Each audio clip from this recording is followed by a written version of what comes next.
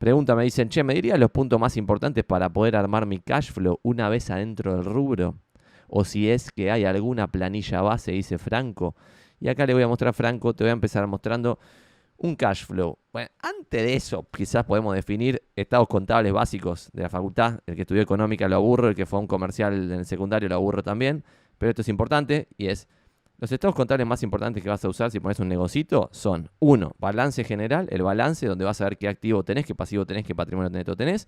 Después, segundo, un estado de resultados, es decir, por ejemplo, vendo tanto, el costo de vender eso me sale tanto, en consecuencia gano tanta guita.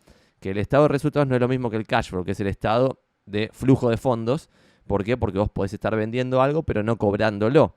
Y si vos empezás a vender y creces a lo loco y todo lo pateás a cobrarlo en 120 días, como es el rubro inmobiliario, donde vos tenés una reserva y quizás la transacción se hace en 2 meses y para llegar a la reserva estuviste 2 meses más, entonces desde el momento de captación estás, no sé, 5 meses hasta que ves un mango y estás poniendo plata desde el momento cero. En consecuencia, si vos creces muy rápido, desaforadamente, sin pensar en los números, quizás te fundís por crecer, lo cual es el escenario más triste que existe.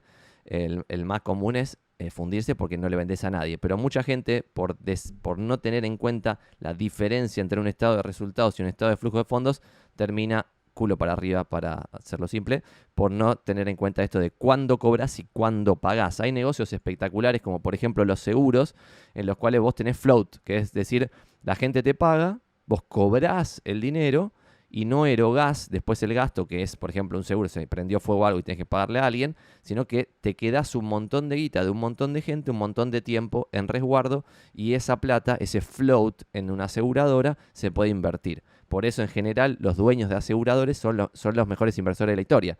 Como Warren Buffett, el amigo, que lo tengo acá atrás.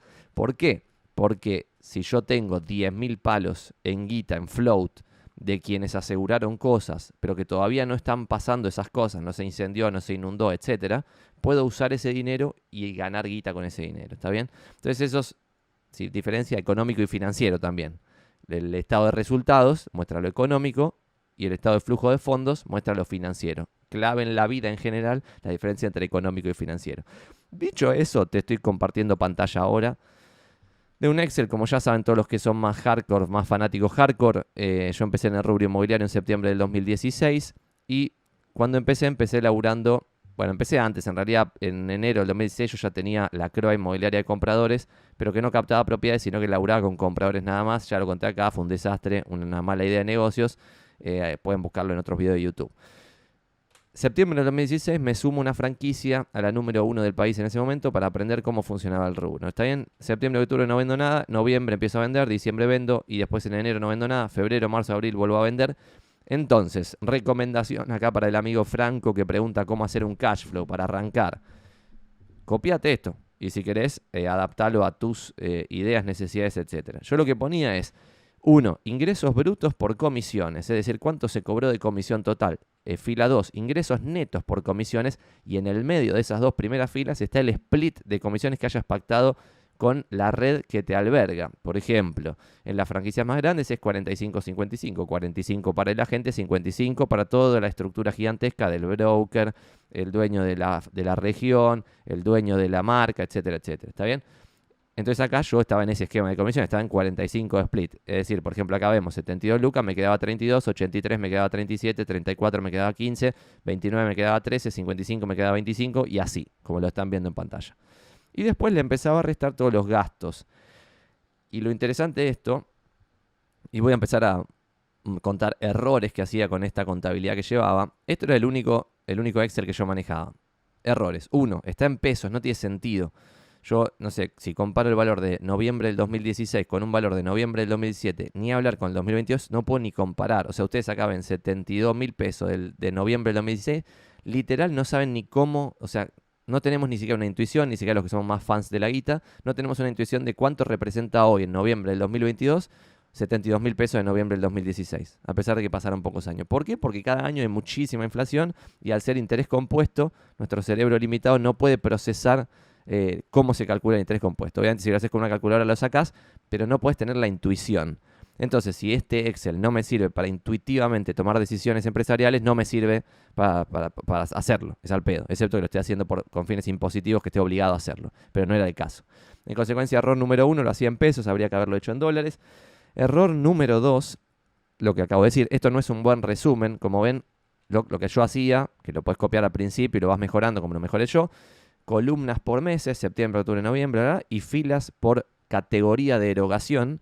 Y tercer error es que acá está mezclado el cash flow con el estado de resultados, lo que conté recién, que esto puede ser un error grave. ¿Por qué? Porque yo acá ponía, esto por ejemplo, a pesar de que yo le llamaba cash flow, era un estado de resultados, porque por ejemplo acá, no sé, monotributo, impuestos sobre los ingresos brutos, relevamientos. Yo no los pagaba en el mismo mes en los cuales usaba el servicio. ¿Está bien? Yo, por ejemplo, no sé, pagaba el impuesto al mes siguiente y los relevamientos los pagaba al mes siguiente. Y a veces acumulaba saldo y quizá lo pagaba a los 3 meses. En cambio, las comisiones las cobraba en el momento en el cual dice el Excel este. Entonces esto a la larga era un poco más ventajoso y no lo demostraba en el Excel. Filas de gastos entonces, porque no eran un cash flow negativo, sino que era un gasto que quizás el flujo de fondos se veía en un mes posterior al que se presenta acá en este Excel. Pero igual, a modo general, para que vos te los copies te sirve, porque en general esto me lo preguntan para saber cuáles son las categorías de gastos que tenés que tener en cuenta. 1. Fee de oficina o coworking. Por ejemplo, donde yo estaba te daban 4 meses que no te cobraban el fee mensual y después te cobraban el fee mensual. Cafés barra almuerzos, una estimación. ¿Pero por qué ponía esto acá? Porque era parte del laburo. O sea, yo tenía que tomar un cafecito con un cliente, ir a almorzar con otro cliente y bla, bla, bla. Y siempre invitaba, entonces lo ponía acá. Lo ponía como un gasto profesional, ¿está bien? Después, seguro profesional y seguro de cartelería. Esto si no lo tienen, tienen que tenerlo. Veo muchos colegas que no tienen esto. Y si se cae un cartel y le rompe la cabeza a uno, te vas a fundir para toda la cosecha por no haber tenido un seguro de cartelería. Y lo mismo un seguro profesional, porque vos podés ejercer con la mejor de las buenas fes y si alguien te caga a vos y hay un propietario que hace cierta cosa para cagarte y después eso repercute en el comprador, vos también de vuelta quizás ese monto es demasiado grande para la guita que estás ganando y te fundís para toda la cosecha por no haber tenido un seguro profesional. Otras, capacitaciones, convenciones, etcétera. Otra, diseño gráfico y diseño web. Y acá yo tenía los proveedores estos, típica web, Vivar, etcétera. Recursos humanos, le pagaba a alguien de recursos humanos. Al principio, como ven acá, que estoy marcando en pantalla, no. Pero después cuando fui creciendo, sí. Para hacer entrevistas y para hacer psicotécnicos, etcétera. Marketing de contenidos y prensa. Al principio no lo usaba, después no. Limpieza de departamentos a través de Solvers. Cuando me llegaba a un departamento que estaba detonado, yo le decía al propietario, che, ¿podemos limpiarlo? El propietario me decía, no. Yo le decía, bueno, así no se puede presentar. Si lo vas a tener así, yo no lo muestro, no lo trabajo. Si lo que queremos, lo que podríamos llegar a hacer es yo pago el solver si el día que se vende la propiedad me lo devolves. Está bien, perfecto, listo, hagámoslo. Entonces ponía acá, limpieza de departamento solver. Si el ticket era alto, lo pagaba yo y veía que se iba a vender. Tarjetería y papelería, movilidad, una estimación de taxis, etcétera. IVA, ganancias, monotributo. Puse todo en una fila porque al principio era monotributista, después fui responsable inscripto, entonces pasé a pagar ganancias e IVA. Impuestos sobre los ingresos brutos. Al principio estaba en el régimen simplificado de ingresos brutos, después pasé a tributar en base a la facturación. Y también si facturas en más de un distrito, tenés que estar en convenio multilateral, creo que se llama. Relevamientos y renderización, gestoría e informes, otra categoría. Otra, el sistema de gestión y los portales inmobiliarios, los unía en uno solo. Otra, asistente virtual y central telefónica. Al principio no lo usaba, pues trabajaba en esta franquicia, pero después apenas me abrí, pagué un asistente virtual, así ponía ese teléfono en todos los avisos y siempre atendían a la persona en el mismo segundo y después el asistente virtual, la central telefónica, me mandaba un mail resumiendo lo que había pedido la persona. Revistas, diario, folletería, publicidad básicamente, las matrículas en CUSICBA, FIAPSI, CIA, FIRA, etcétera, otras redes. Después las redes de ICA, SOM, CIA, en alguna de esas he estado. Publicidad digital, en AdWords, en Facebook Ads, etcétera. Honorarios, esto muchos no lo... Perdón. Muchos no lo consideran y es un gasto importante. Honorario, el estudio contable y el estudio jurídico. No puedes tener una inmobiliaria sin un estudio jurídico, no puedes tener una inmobiliaria sin un estudio contable, porque de vuelta, al igual que los seguros en la parte de arriba, sin estos gastos podés quedar en algún momento tarde o temprano culo para arriba por un error grave que podrías haber evitado por pagar, no sé, a valores de hoy 15 lucas por mes el estudio contable o algo así. Y después otros gastos y ahí agregaba todo tipo el Google Suite, Inman, que es un medio inmobiliario, etcétera. Y acá viene la parte más interesante. Coméntenme si tienen alguna pregunta al respecto de esto en el chat. Ponía un total de gastos del mes, después ponía total del gasto en dólares, al principio no lo ponía, pero después sí lo ponía. Y después ponía el saldo del mes en pesos, por ejemplo, el primer mes sumando los ingresos, que el primer mes fueron 0, restando todos los gastos, tenía un saldo del mes de menos 32. Pero después yo ponía el costo de oportunidad de dejar de laburar en Techint. Como yo laburaba en Tenaris, del grupo Techint, tenía un sueldo más o menos digno, me pagaban prepaga, me pagaban gimnasio y boludeces, entonces sumé todo eso y lo iba actualizando por inflación, suponiendo que no ascendía más en Tenaris, que en general ascendía, pero suponiendo que no ascendía más, tomaba como costo de oportunidad el salario que yo ganaba antes de renunciar, ¿está bien? Entonces después ponía el saldo del mes con el costo de oportunidad incorporado. Y después ponía el cash flow en pesos, este último, fíjense acá, con el costo de oportunidad de tiempo y plata, este es el máximo delirio, componía el cash flow negativo. ¿Qué quiere decir esto? Que le ponía una pequeña tasa a la guita que iba perdiendo. ¿Por qué? Porque ponernos el primer mes estaba en menos 32. Después se acumulaba 50, después no sé cuánto, pin, pin, pin, pin, pin, se iba acumulando, se iba acumulando. Y cuando vos tomás el acumulado, te ibas, no sé, a un palo de 2017, que es una moneda. Entonces, si ese palo perdido por elegir este rubro, perdido todo el primer año, ponerle un palo perdido, si lo hubiera puesto a trabajar en otra cosa, en una inversión que estuviera a mi mano, no algo totalmente delirante, además tendría un costo de oportunidad del dinero, además de un costo de oportunidad de mi propio tiempo, que era lo que ponía acá arriba del salario de Techint.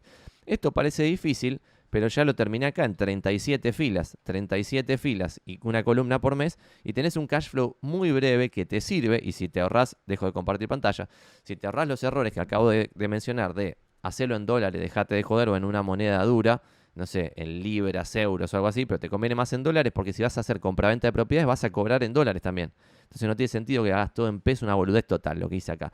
Segundo, esto puede ser lo que alimente un resumen más fácil de ver. Tipo, como tres números bien grandes, por ejemplo, esto del costo de oportunidad, dos o tres cosas así, que te puedan servir de panorama general para ver si estás bien, mal y si tenés que cambiar algo. Che, estoy haciendo campaña de marketing online en AdWords y no sirven para nada. ¿Por qué no sirven para nada? Porque estos 3 meses hice tal cosa y no me generó un resultado X en tasaciones, captaciones o lo que fuese que vos consideres que tenga sentido, ¿no? Y acá, de vuelta, otra cosita, comparto pantalla de vuelta para mostrarles algo que está como en el medio del Excel. Perdón. Y es que después de ingresos netos por comisiones yo ponía estas filitas, que son transacciones sites, operaciones, definida diferente, transacciones de operaciones. ¿Por qué? Porque vos en una operación puedes tener a las dos puntas y tener dos sites, es decir, dos transacciones en una operación, o puedes tener una sola punta, al comprador o al vendedor solamente, y tenés una transacción en una operación. Era importante esto.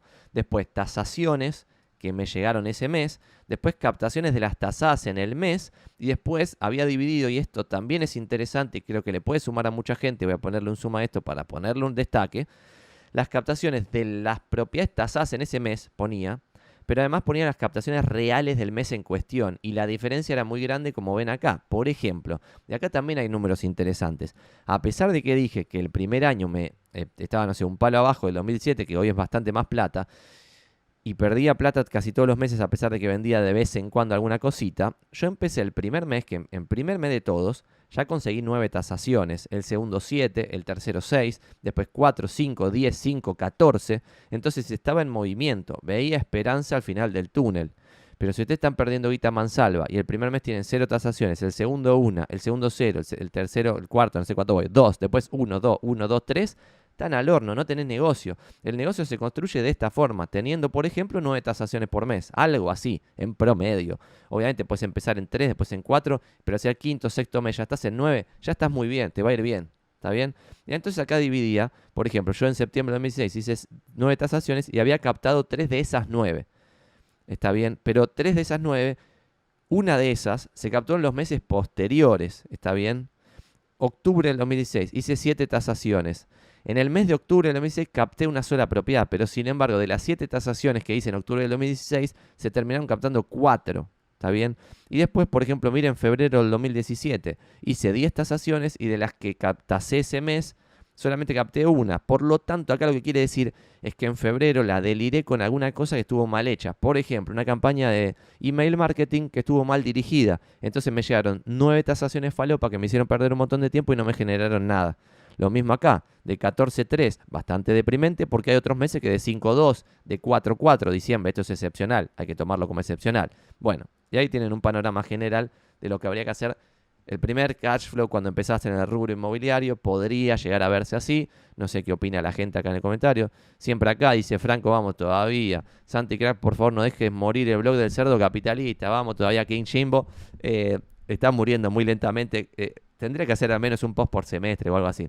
Aclará que empezaste en una franquicia. Ya lo aclaré, dice Marcelo Tincani. No sé si lo dice mal o bien, en el bueno o mal sentido. Empecé poniendo una inmobiliaria propia que se llamaba La Crua Inmobiliaria de Compradores. Como me fue mal, a los 6 meses dije, no me puede pasar lo mismo que ya me pasó en otros negocios, de no saber para dónde estar parado. En consecuencia, a los 6 meses fui a una franquicia. ¿A qué franquicia? No es que dije, me gusta la franquicia, voy a una franquicia. No, dije, ¿quién es el número uno en Buenos Aires por escándalo? Y era muy claro quién era el número uno por escándalo. Muy, pero muy claro, ¿eh? Y después de eso lo que dije fue, bueno, el número uno por escándalo es esta franquicia. Dicho eso, me fijé cuáles eran los número uno dentro del número uno. ¿Por qué? Porque cada oficina es independently owned, es con un dueño independiente. Y haber estado 1 año y medio en una franquicia me ayudó muchísimo. O sea, me enseñó cómo funcionaba el rubro. Si hubiera ido a una inmobiliaria tradicional chiquita, no me hubiera pasado lo mismo porque no hubiera tenido el nivel de aceleración suficiente en el nivel de aprendizaje rápido y ver bien dónde está el negocio. Que ellos la tienen clara, por eso son los número uno, al menos en dónde está el negocio. Después el negocio puede salir bien, mal, lo que sea, eso dependerá de otras cosas. El porcentaje acá claramente, como tenía un split de mierda, porque estaba en una franquicia y me quedaba solo el 45, y cuando hacía un solo site de los dos, cuando yo en realidad, como había hecho antes una inmobiliaria de compradores, después me puse en una inmobiliaria de vendedores. Entonces, cuando yo tenía el propietario vendedor y alguien traía al comprador, me quedaba la mitad del 45, es decir, me quedaba 22,5 de la totalidad de lo cobrado. Si había $10.000 de comisiones, me quedaba 2.250. O sea, muy, muy poco en relación a la guita que generaba, ¿está bien? En consecuencia, este cash flow, si yo hubiera empezado solo, hubiera dado números mucho mejores. ¿Hubiera dado números mucho mejores? No, lo acabo de decir antes. Yo antes de esto ya quise lanzarme solo. Y me cagaban todos, salía todo mal, no entendía cómo era el rubro inmobiliario. En cambio, al ir 1 año y medio a aprender una franquicia, me di cuenta cómo funcionaba el rubro, entonces pagaba con alegría eso de había 10 lucas verdes y me quedaban 2.250 y 7.000 y pico se lo llevaban todo lo demás. Me parecía bien y correcto, pues estaba aprendiendo un montón. Me servía en ese momento.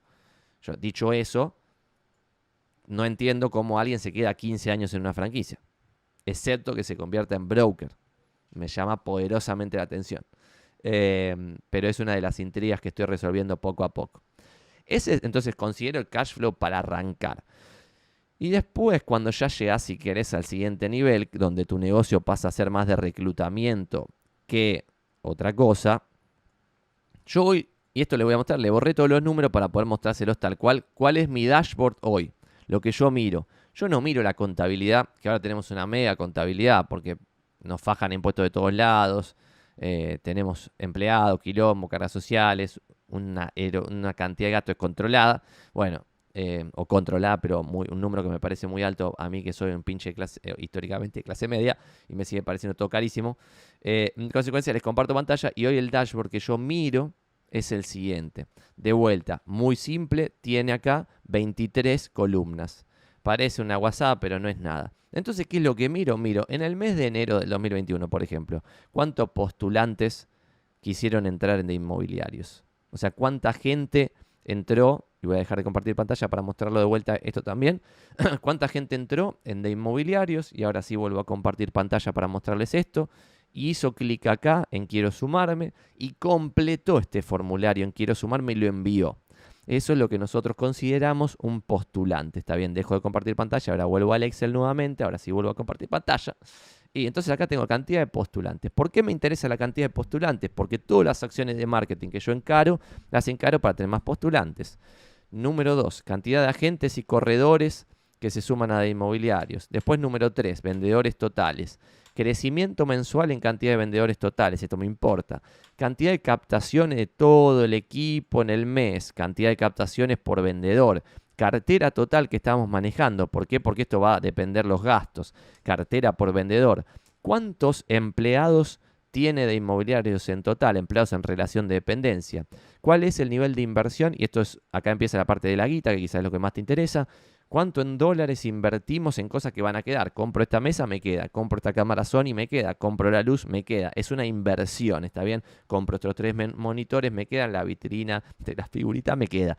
¿Está bien? Entonces, inversiones. Después, costos fijos en dólares, costos variables en dólares y el costo total en dólares por vendedor, ¿está bien? Y después, egresos totales. ¿Ok? ¿Me siguieron hasta ahí? El costo total por vendedor es costos fijos y variables dividido la cantidad de vendedores, sin contar a las inversiones. Y los egresos totales son las inversiones, los costos fijos y los costos variables todos juntos. Después pongo ventas, después pongo Gross Commission Income sobre ventas, esto es un porcentaje. Después pongo Gross Commission Income. ¿Qué es el Gross Commission Income? Las comisiones totales, ¿está bien? Ventas es el ticket total vendido. Por ejemplo, supongamos, vendo 10 palos, me quedo el 5%, son 500.000, ¿lo hice bien? Sí, 500.000 dólares. Y después del GCI, yo tengo otra categoría que son ingresos totales, que es cuánto le entra a de inmobiliarios después del split de los corredores inmobiliarios, vendedores, bla, bla, bla. Después de esto, ingresos totales, egresos totales, bla, bla, bla, ponemos otras métricas, y acá de vuelta está me creo porque es un dashboard. Pongo free cash flow, cuánta guita quedó libre en ese mes. Después, cuánta guita quedó libre acumulado en el año. Después, ingresos por vendedor y free cash flow por vendedor. ¿Está bien?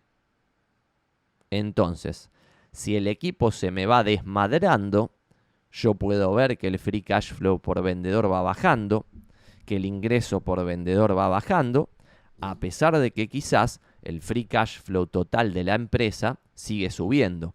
¿Por qué? Porque si meto en vez de 40 inmobiliarias asociadas a inmobiliarios, meto 400, quizás hago un estándar de calidad nefasto, súper bajo, con vendedores que venden muy poco, pero que quizás a mí me sirve porque gano más plata. Ahí es donde yo veo hoy la oportunidad. El negocio está encarado de esa forma. Si vos generás una empresa que tenga los incentivos del lado del corredor inmobiliario, es decir, que si el corredor inmobiliario no vende, a vos perdés plata, como pasa en de inmobiliario si no pasa en ninguna franquicia, que de inmobiliario no es una franquicia, porque la franquicia te genera quilombo, básicamente, no porque me parezca que estén éticamente mal, sino porque en Argentina es muy difícil hacer negocios, entonces hay que adaptarse a las giladas que nos legislan, ¿está bien? Entonces, dicho todo eso, si la ley es esta, vos tenés que hacer esta otra cosa, que es lo que hay que hacer. En consecuencia, de esta forma, para mí hay dos caminos dentro del no franquicia que le da servicio a corredores inmobiliarios matriculados. Un camino es no invertir nada en los corredores individualmente, tener toda una estructura de costos fijos. ¿Qué quiere decir esto? Una oficina recopada, avisos ilimitados en paquetes de avisos ilimitados en portales inmobiliarios, sistemas de gestión que no te cobran por usuario, que son ilimitados. En consecuencia, a vos te da lo mismo tener 100 corredores inmobiliarios o 50, porque tu costo es igual, todo costo fijo. Eso genera un incentivo nefasto, porque tenés el incentivo contrario al corredor inmobiliario. Vos tenés un incentivo de sumar gente, sumar gente, sumar gente, y no te va a importar la calidad. Entonces el equipo se va a desmadrar tarde o temprano.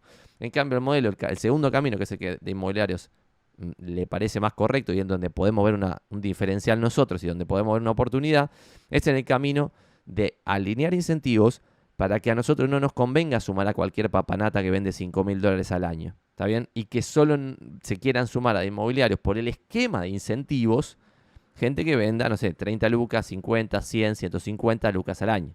¿Está bien? Entonces, ese es lo que nosotros pensamos que es el modelo ideal.